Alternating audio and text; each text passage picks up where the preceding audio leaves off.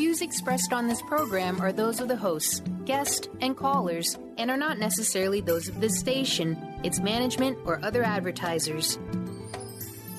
You're listening to Transformation Talk Radio.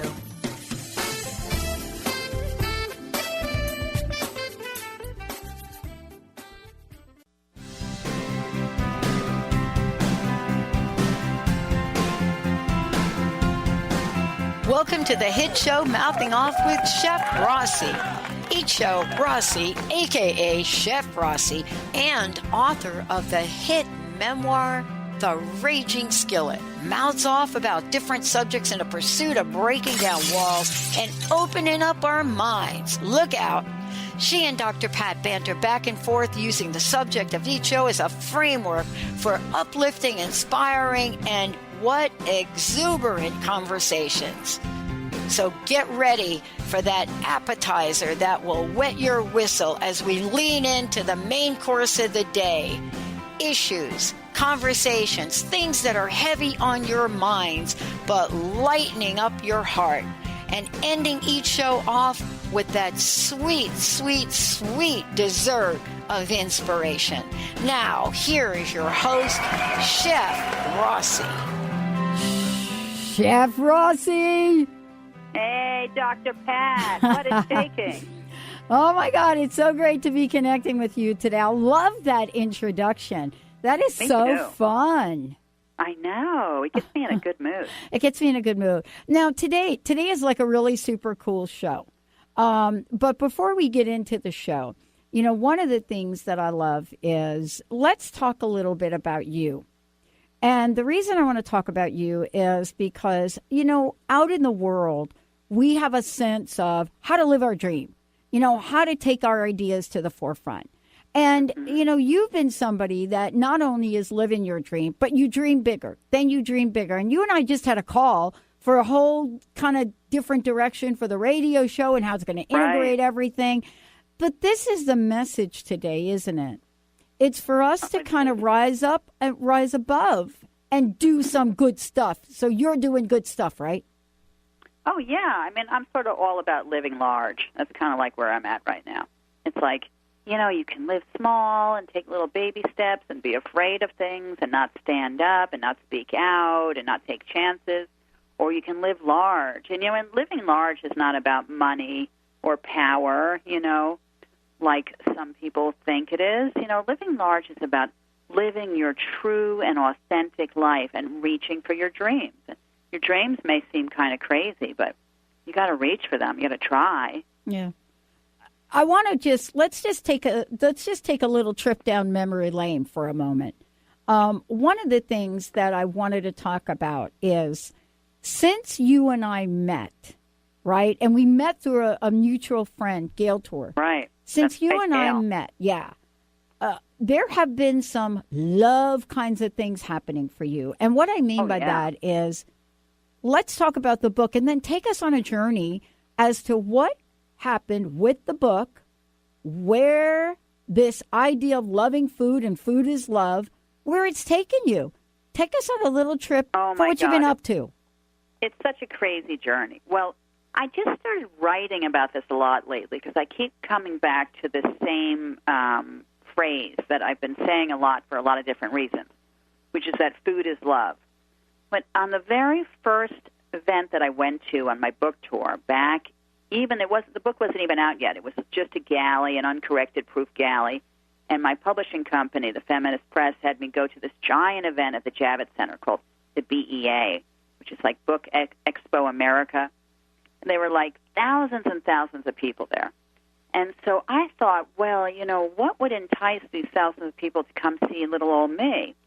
So I brought some peanut butter and bacon sandwiches that I made. Peanut butter and bacon. Oh, man, it's like white trash glory. Oh. So what happened was a really long line of people formed. And I don't know if they were there to see me or read my book or if they were enticed by the smell of the bacon, but they all got online. And so it was going great. I'm like, oh, wonderful. They were all so loving, and they would, like, shove 5 sandwiches in their mouth, and it made them happy. And I'm looking at this long line of people, and they were almost entirely women. And there's one guy online who was dressed in the same color as like a UPS delivery person would be wearing, the shade of brown. And he had this scraggly beard, and he looked kind of crazy. So now by now, at this point in my life, I know that I have a neon sign on my head. I've always had it, which is like, crazy people, apply here, So I'm like, of course he's here to see me. Anyway, he gets all the way up, and he says, I want to turn your book into a play. And so I thought, well, he's crazy. So I just stayed very nice. You have to be nice and polite. You don't want to, incite violence. And, we talked for a while, and then I didn't really think much more of it. But he stayed in touch, and he said, I think he knew that I wasn't taking him seriously. He's like, why don't you Google me? His name was Jacques Lamar. So I Googled him, and it turned out he was the real deal. I mean, really a playwright, was very accomplished, and he had a great success with turning a food memoir into a play, and the theater that produced it wanted him to do it again. And so I'm like, oh, it's a good thing I was nice to him. Anyway, so we stayed in touch, and while we were staying in touch, I was on my book tour. Now, I had been told by a lot of people, including people at my publishing company, that you have to understand you're going to be really a big deal a few months after your book comes out. So my book was coming out in November. We had a bunch of big, giant openings and launches, and, it was very exciting. And everyone just sort of gently told me, just understand, 6 months after your book comes out, you're sort of yesterday's news. Oh. So I was, emotionally prepared for that. But the tour kept going. And as a matter of fact, this November will be 2 years after the book came out, and I still have a date. I'm going to be appearing at East End Books in Provincetown for Women's Week. We're working out the date and the time. It'll be in October. And I'm going to be in Richmond, Virginia in November, and it's like turning into the world's longest book tour. But I'm getting off track here. No, you're not. You're totally on track. Totally on track. Well, I finally got on that friggin' track. Yeah. I've been trying to get on it forever. So one day I'm in Los Angeles in my hotel visiting my dad, and the playwright, we at this point hadn't signed a contract. We had no formal agreement. He emails me the entire first draft of the play.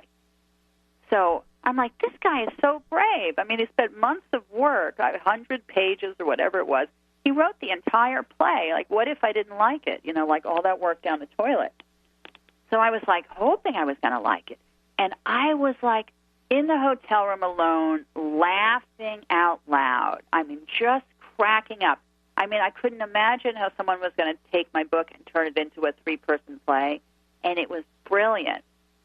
And, from that point on, he's tweaked it and rewritten it and rewritten. I think it's been rewritten maybe 12 times. Yeah. At every step along the way, we've had these great long conversations. And he said at one point he has to stop talking to me because every time he gets off the phone, the play goes 10 minutes longer. Uh-huh. And so the finished product, I would say, maybe 20 or 30% of the play came from those conversations. Some of the funniest moments in the play came from our great conversations. So not only was it a wonderful experience, but I also knew that I had a new friend because we were just such great kismet. It was really just a great experience in every way. So finally, my girlfriend Lydia and I are out in Hartford for a Jewish book festival, and that's where Jacques Lamar lives and his husband Arthur. And he said, I want you to come see the theater that your play is going to be performed at.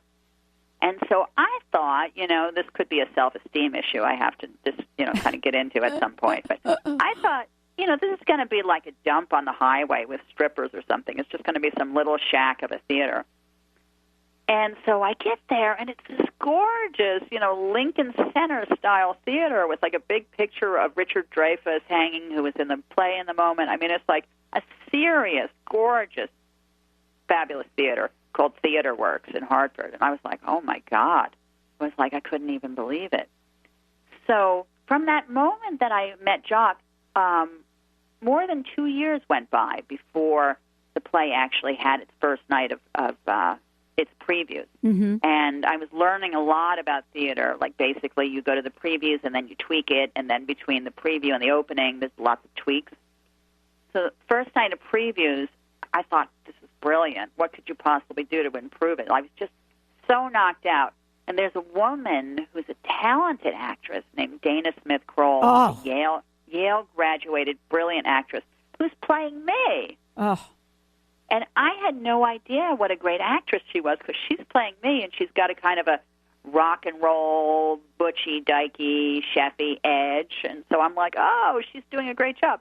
And then after the show, you realize that she's all femme-foo-foo with makeup and a dress. I'm like, she really is a great actress, you know? Yeah. I was reading a review, Chef Rossi, and one of the people said, there's a little story about it, that one of the people in the audience walked up to her and said, you know, Miss Smith-Kroll, after the show, I bought your book. So she played the role so well that, she did. Yeah, that people are buying her book when in fact it's your book.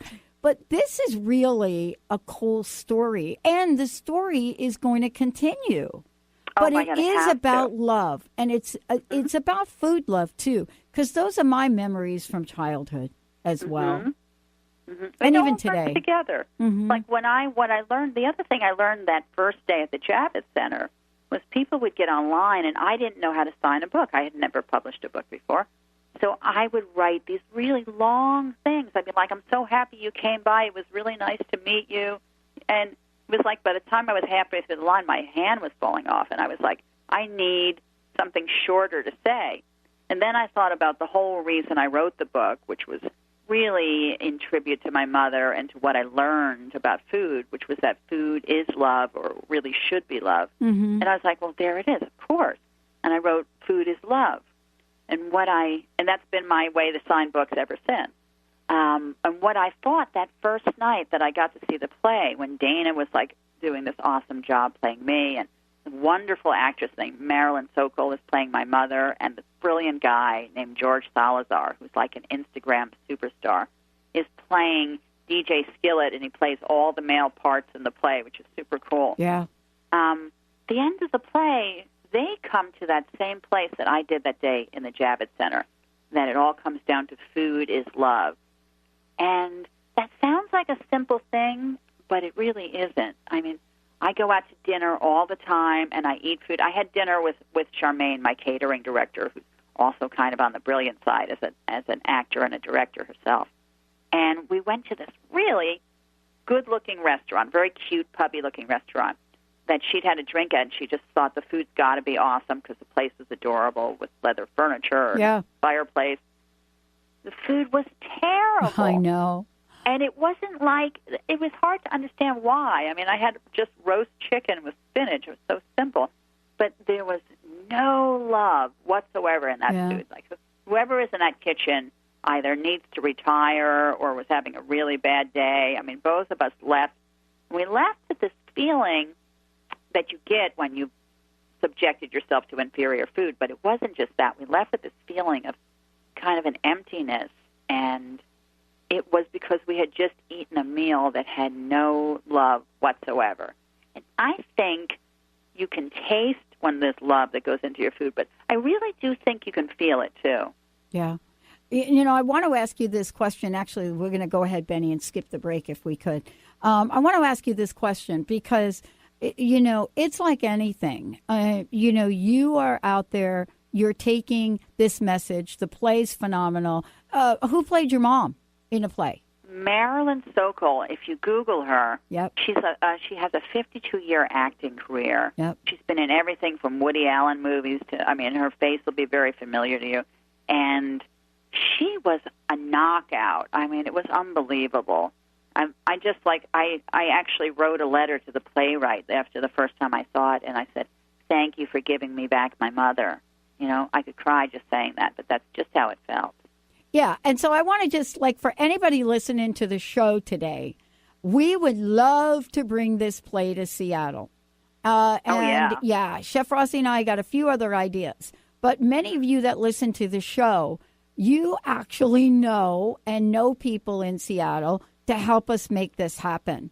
So listen, what I would love for you to be able to do is, if you've got any thoughts about it and want to get in on how we bring Raging Skillet to Seattle, like, send me an email quickly. Info, INF as in Frank, O, at thedrpatshow.com. THEDR, patshow.com. And what we're going to do is we want to solicit your help to bring this here because I think that the play was made for Seattle. The other thing I want to say is the governor went to the play, right? Oh, yes. Yeah. The governor of Connecticut went, and he loved it. He brought his wife. He loved it. We've had all sorts of celebrities coming. I had kind of, the last day of the play is very sad. I mean, it was wonderful, and it was a smash, but the actors and I were all hugging each other, and we were crying. I mean, it's like a postpartum depression. Yeah. But I was like, I would like something, my higher power to give me something to cheer me up because I felt, so sad about it. And I was, a hardcore Buffy the Vampire Slayer addict forever. That was like my favorite show. I just loved her. Yeah. Anyway, who came to closing night and who was there at our little soiree after with Dana? Turned out to be good buddies with Dana. But Buffy's mom, who I had loved on the show, and we're like hugging and taking pictures together, and I'll send you one, don't worry. Oh, please. And so I almost thought, like, wow, God, thank you. You gave me that, and I got to see the Game of Thrones finale the same night. It was a really good way to cheer me up. It's interesting about these transitions, as we go from one sort of milestone. I don't like to think of things as beginning and endings, I think of them as milestones because, there is a different vision, too, you have moving forward. So, for example, one of the things is we're going to be changing up the radio a little bit, but also, wouldn't it be great to have this play come into Seattle and play here for months and months and months, or even take it on the road? But ultimately, this play and your book and everything about it is fabulous, film material. I mean, definitely. And it's so relevant to the time we live in. Definitely. It's kind of interesting because, this sort of kismet things are happening right now. Like right now, I don't know if you're noticing the 80s are suddenly really big. They're in TV shows and movies all over the place. And my book is really a love story, in a way, of New York in the 1980s. Yeah. So, they should just have it as like a history book. Yeah. And the play also really brings up all of the music of the late 70s, early 80s, and a lot of New York in the 80s and early 90s. And I feel sort of like the universe is calling for that right now. It is. A while ago, well before I'd ever seen the play or knew anything really what was going on, I was on my book tour, and so many people told me that this should be a movie, this should be a movie, this should be a movie. And I didn't really see it as a movie until one day I saw Natasha Lyonne. I don't know if you know her from Orange is the New Black. Yes. She's done a bunch of things. She did But I'm a Cheerleader, Slums of Beverly Hills. Anyway, I saw her playing me. And from that moment on, the screenplay just flew out of me. And I've rewritten it a couple of times. We've even had a reading already with actors and done some tweaks. And I've got two awesome buddies who are in the film industry, Jennifer Dean and Eric Rice, who've been helping me tweak it.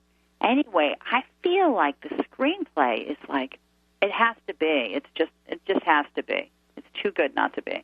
Well, can I ask you a question, too? Because, you and I were talking before, and I said, listen, this raging, just saying raging skillet for me just brings up for me so many memories of my own childhood. Even before I met you, right? And Linda's like, you had a life before you met me. It actually wasn't as brilliant as it is now, and that is actually the truth. But the thing was that there's an energy about things, and when you talk about the love of food and food love, right? Right. I get it, and I think everybody out there gets it.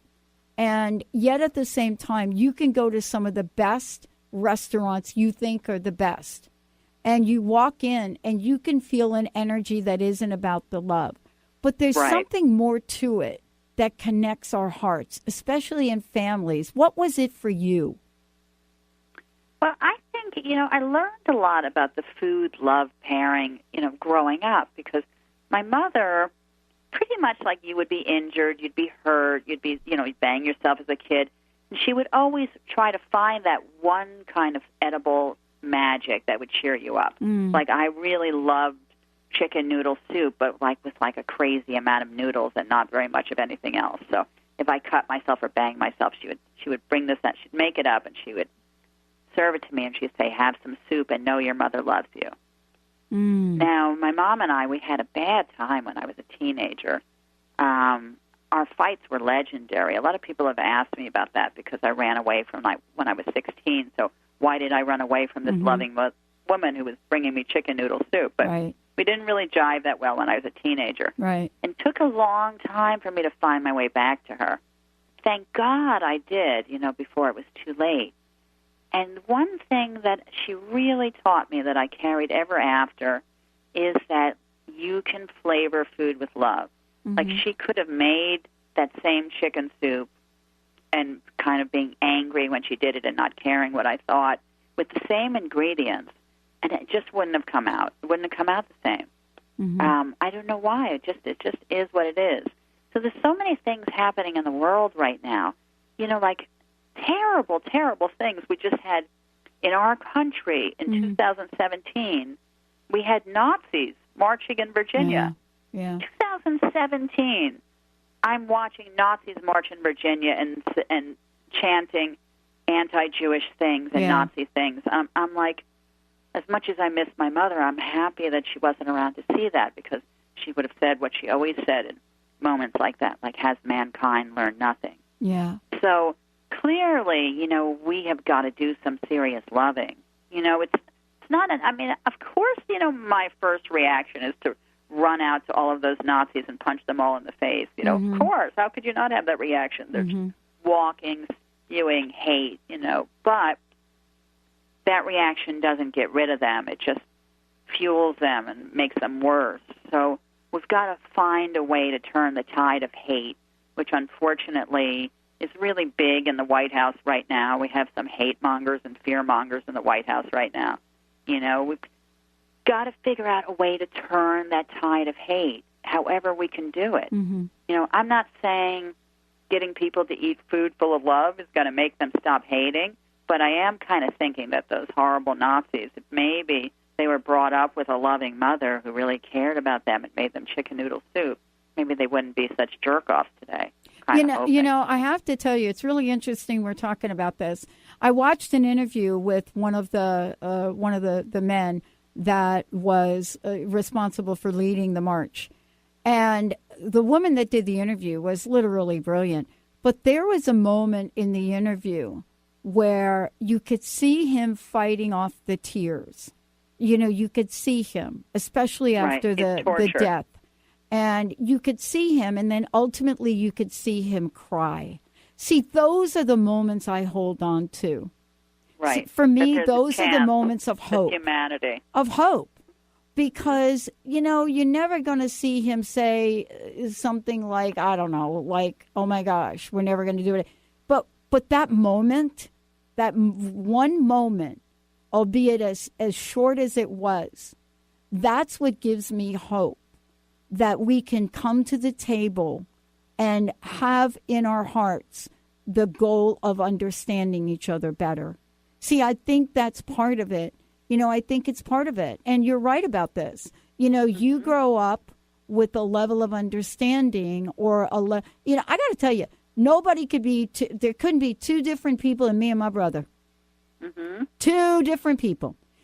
Just so different that we're not able to even have a conversation like this. And so I choose not to have it because what I realize is I'm willing to have conversations and move my point of view. I'm willing to move my point of view to meet you at a different place than either one of us is right now. But there are some things. You're willing to listen. You're willing to be I'm open. willing to listen. But I got to tell you, Chef, there are some things that are not negotiable for me. No. And you just named one of them. Your mom is right. Have we learned nothing? My mom would have been saying the same thing.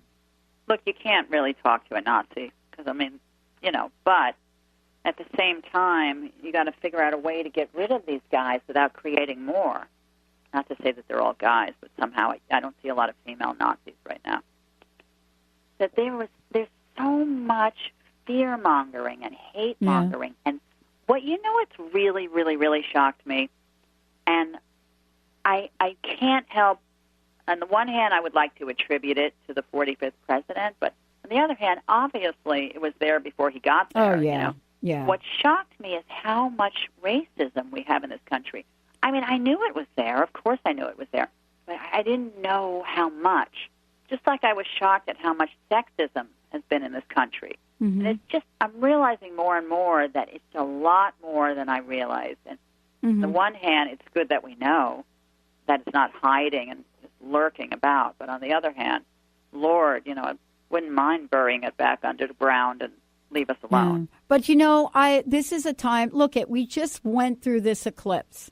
And this eclipse and the movement now forward, especially now if I get all astrological on you, when Mercury comes out of retrograde this week, you are going to see the full spectrum of what this eclipse means, because this is what has been happening leading up to it. Now, why do I even say that? Here's what's going on. People that could not believe and were not aware. My best friend, for example, pulled out of her house. What was it, a week ago? A week ago, pulled out of her house to go to the ShopRite in Jersey, pulled out of her house, drove by a church, and saw the KKK bands, saw the post, and she was like, I couldn't, and I cannot curse on air, but I don't even want to repeat it. She couldn't believe it. So here's really the good news, if there is good news, and there is.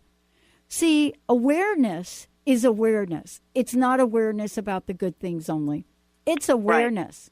Right. When we come back from break, this is really the question about food and love. Mm-hmm. Once we have the awareness, and I praise her right now because I know her really, really well. And there was a moment where she considered pulling over the car.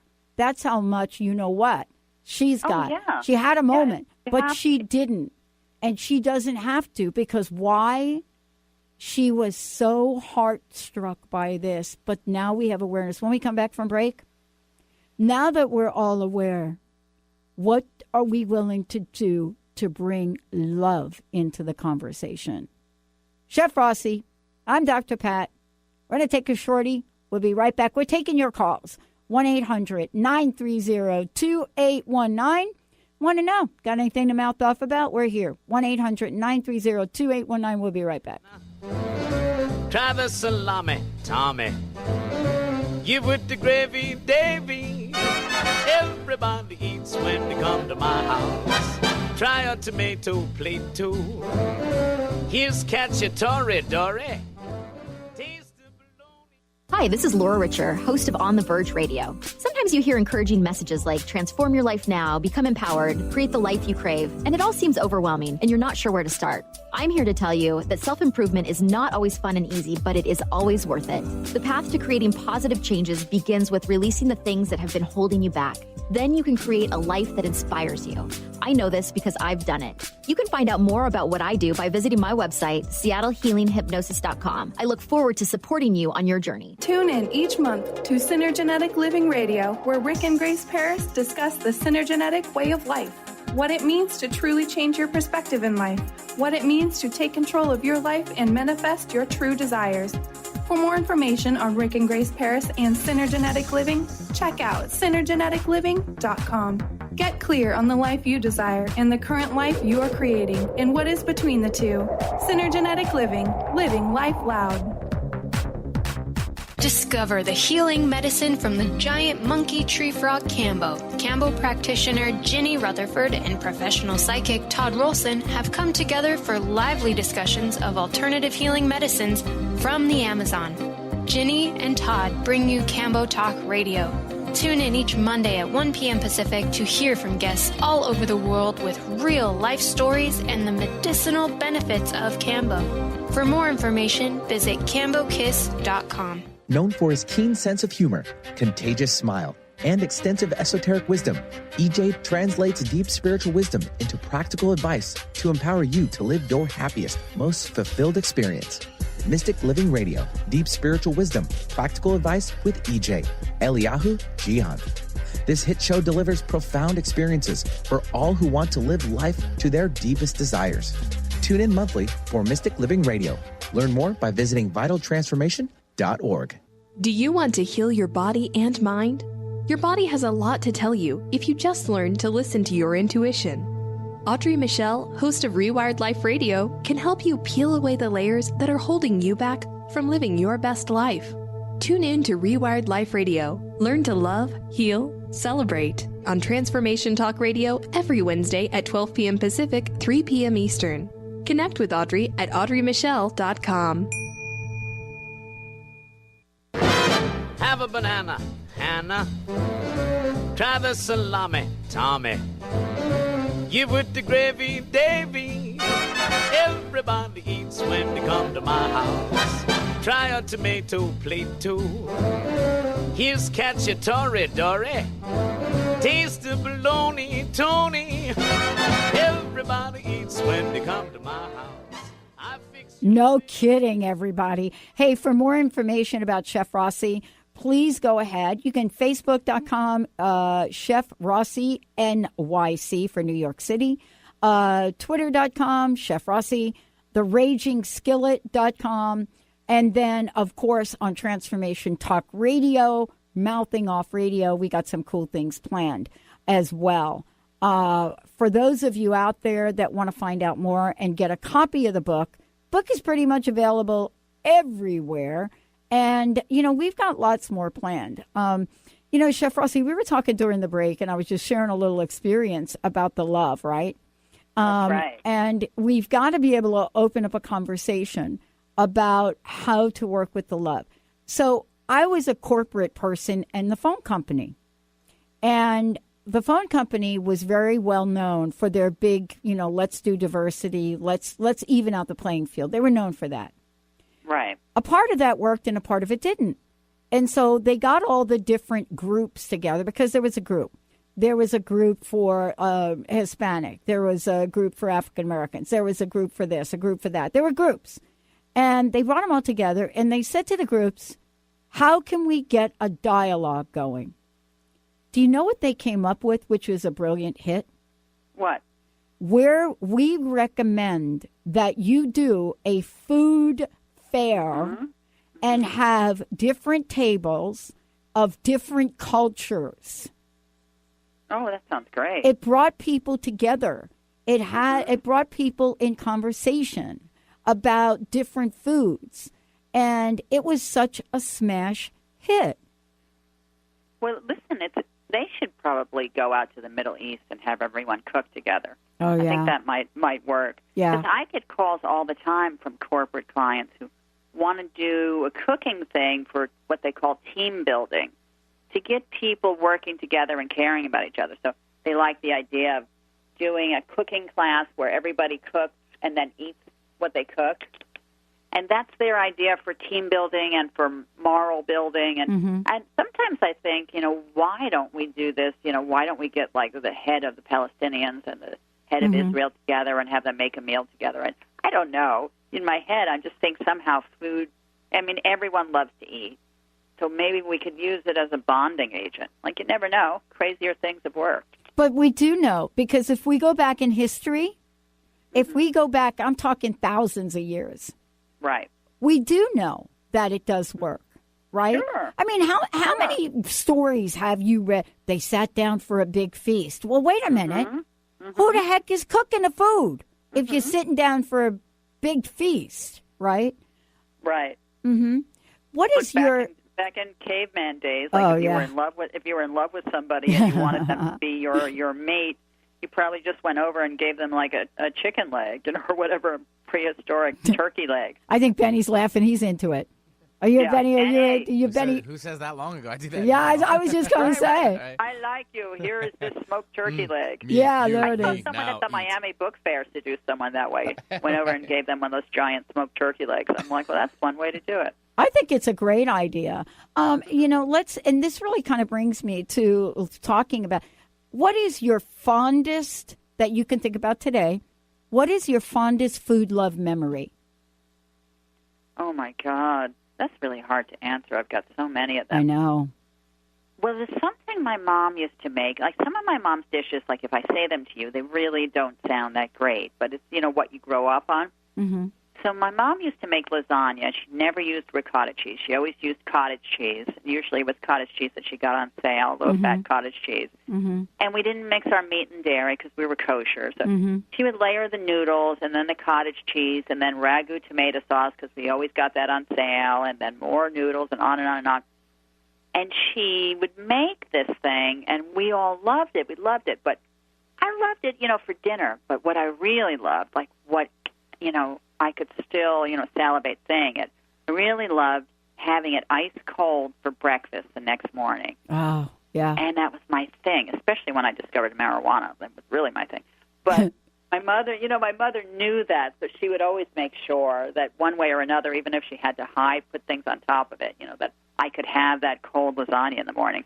And so one year, it's Passover, and so, of course, that meant no pasta, no lasagna. And this is years before we had all of these gluten-free pasta substitutes. And so I was like, I definitely won't get my lasagna. And my mother figured out a way to make that same lasagna using matzah for the noodles. And evidently, if you get matzah wet enough and you bake it, it really kind of becomes a sort of a noodle. Oh. And so she made me matzah lasagna, which was really, actually was really good. A little constipating, but it was really good. I thought, that was such a love fest. So, I can I say? Well, I think we have those moments, and I think, I don't know if you guys listening have a love food moment you want to share, but let me just open up the phone lines in case you do. 1-800-930-2819. Tell us about your love food experience and your food love experience. You, baby. Yeah. I have that song now. Listen, I'll tell you something. I have an experience where I cooked the worst thing in the world that became one of the most loving acts that I've ever experienced.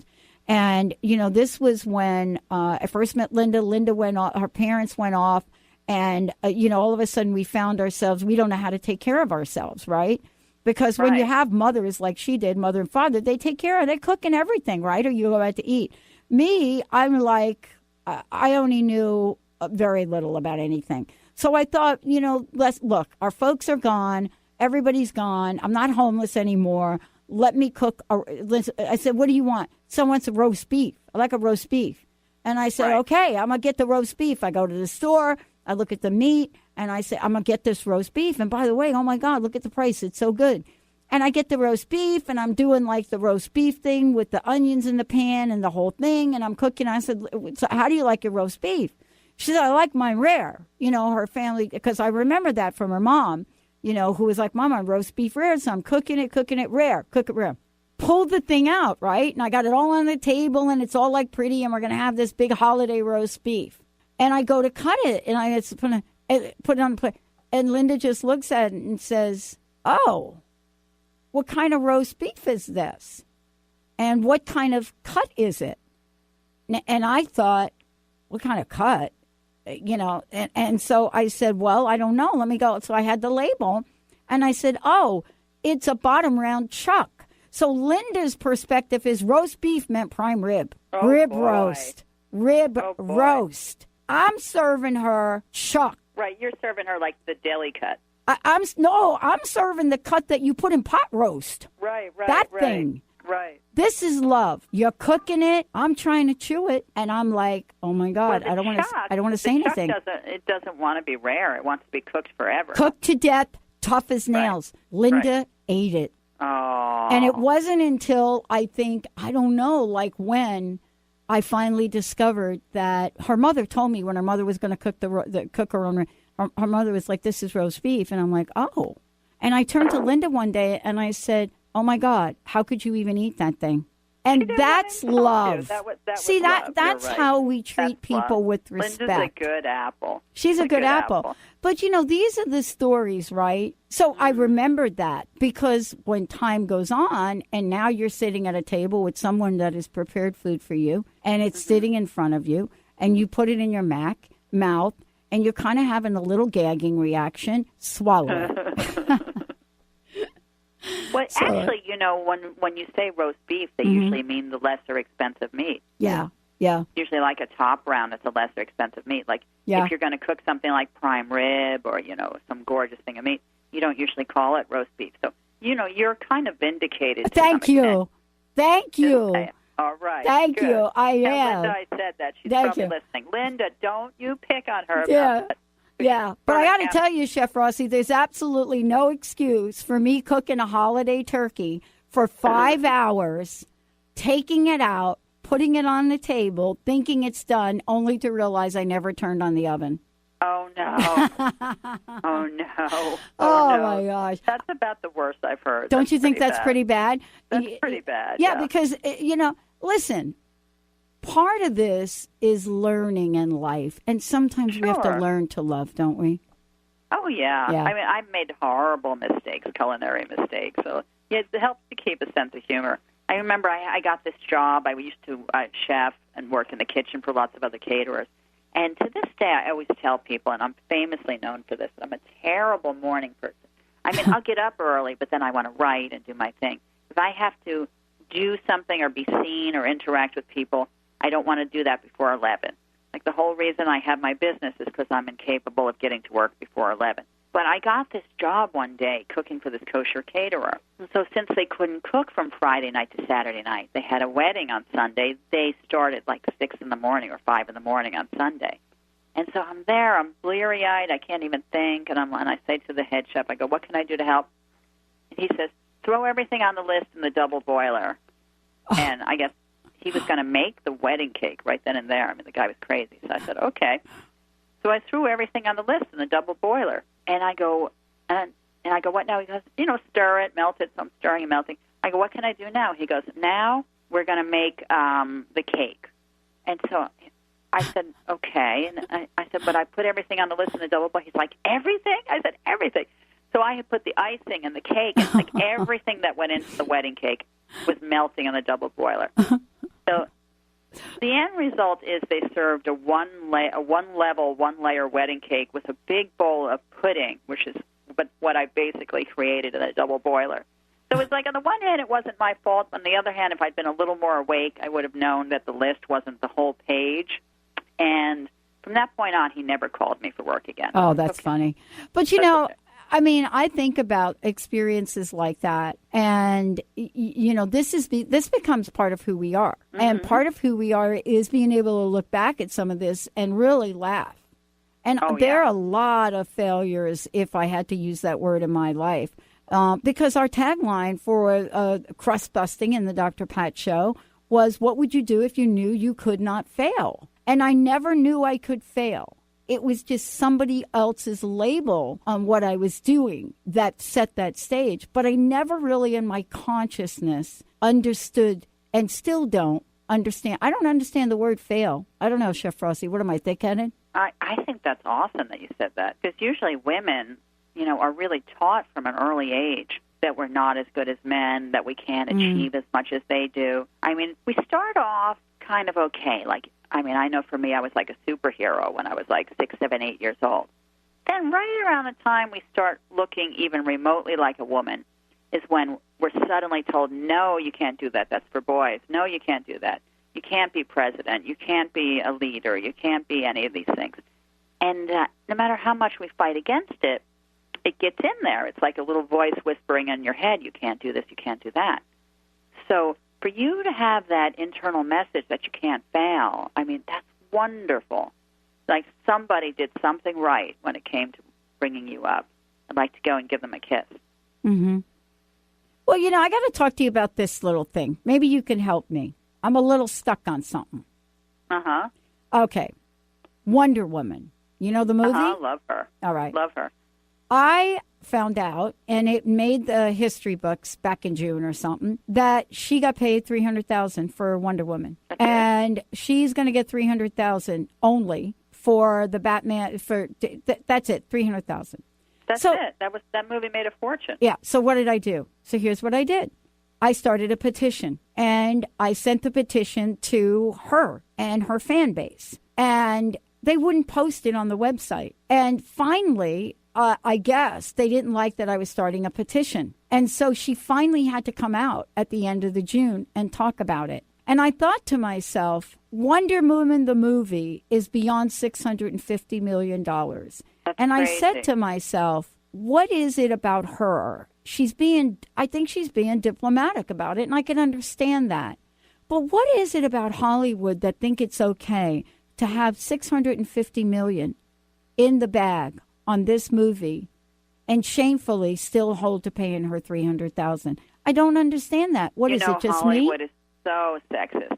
Look, they got this gorgeous woman who was known in Israel and not known in America, and they threw her a bone. For her, it was the chance of a lifetime.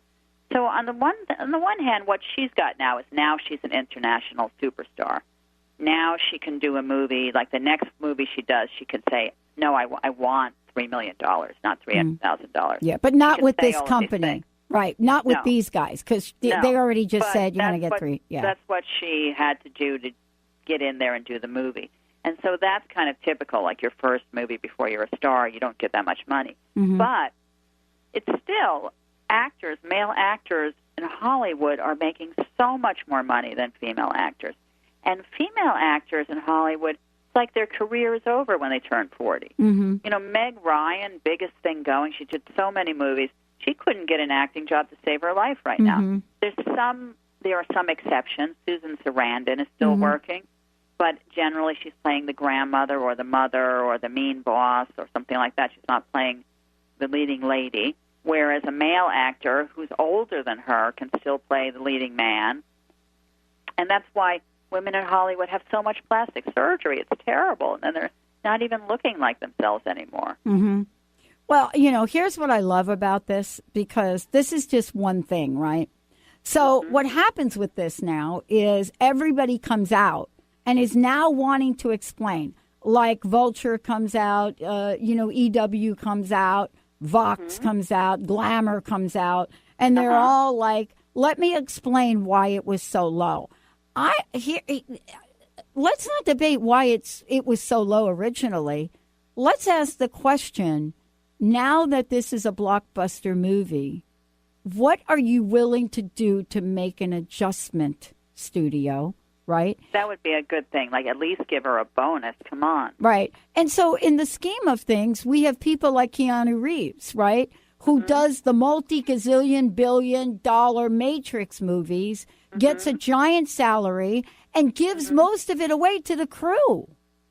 Oh, good for him. Right. I didn't know that. Yeah. I didn't know that. So this is really kind of an interesting dialogue about what it is that we can become more aware of, because that's what I said when we came back from break. Now that we are aware, was it loving or not loving of me to want to start a petition? I didn't start it in anger. I didn't be blah, blah, blah, blah, change blah. The world. I'm like, okay, this is one way to say something. The problem with what I did is I didn't know she didn't care.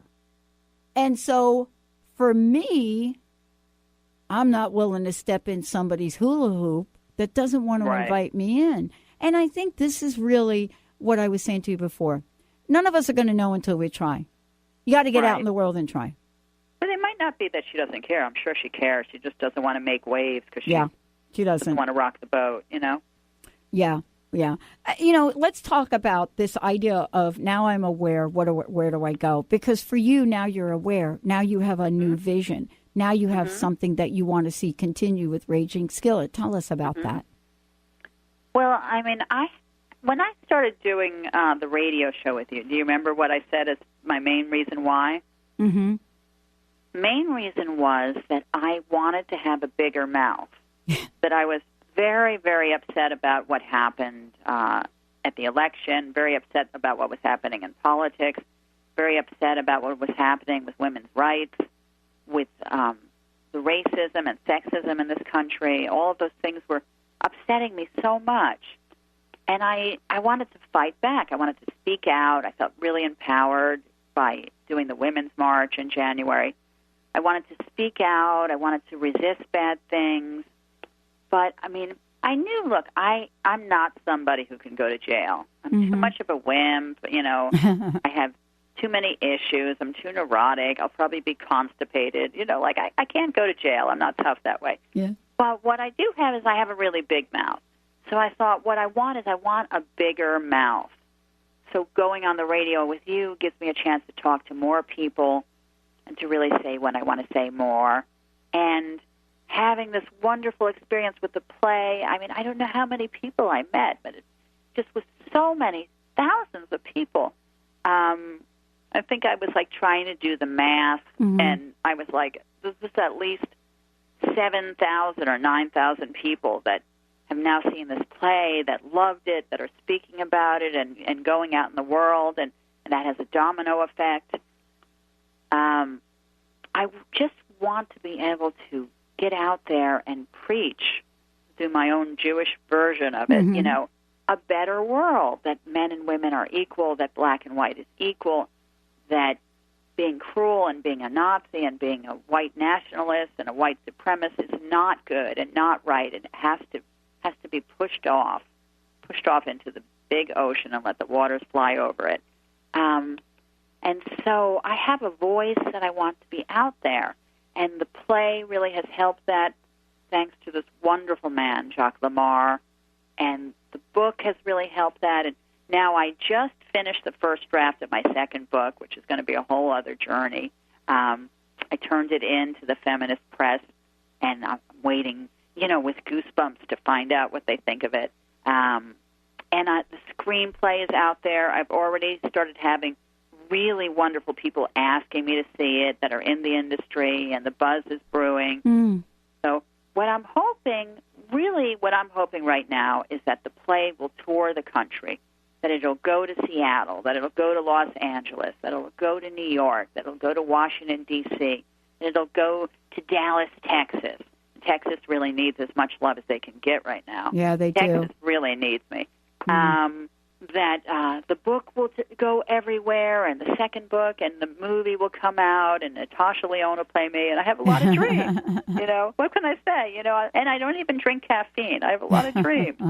But, you know, in the moment, I really, really, really just need to amplify my mouth to try to spread this thing of love and try to change the tide of hate that's happening in this country right now. I think that is really the reason, you know, for all of what we're doing here, and, you know, what it is that we're doing to be something that can become bigger without a lot of effort. That's what our technology, you know, design is all about. And we're starting to see it, Chef.